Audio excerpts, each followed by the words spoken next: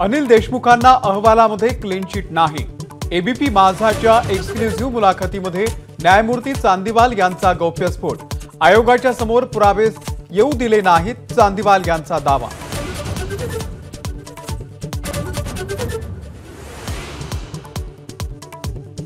बार मालकांकडून आलेल्या 40 लाखांचा वाजेकडून उल्लेख, पण पुराव्याच्या अभावी रेकॉर्डवरती घेण्यात अडचण।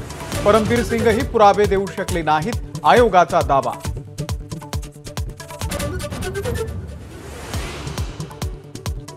अहवालामधल्या बाबी कोणत्याही सरकारला पचनी पडणाऱ्या नाहीत, आयोगाचं निरीक्षण। काही अधिकाऱ्यांवरती कारवाईची शिफारस केल्याचा न्यायमूर्ती चांदीवाल यांचा दावा।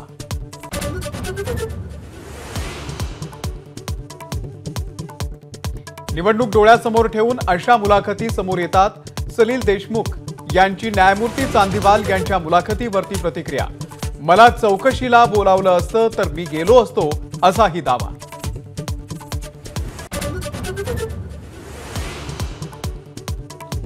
दुसऱ्याच्या खात्यामध्ये हस्तक्षेप करत नव्हतो, अजित पवार यांची चांदीवालांच्या मुख्य मुलाखतीवरती प्रतिक्रिया।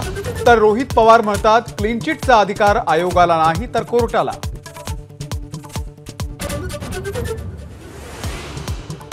घर पाडणं ही कोणत्याच गुन्ह्याची शिक्षा होऊ शकत नाही।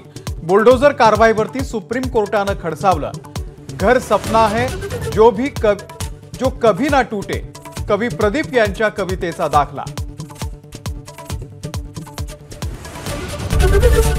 एबीपी माझा, उघडा डोळे बघा नीट।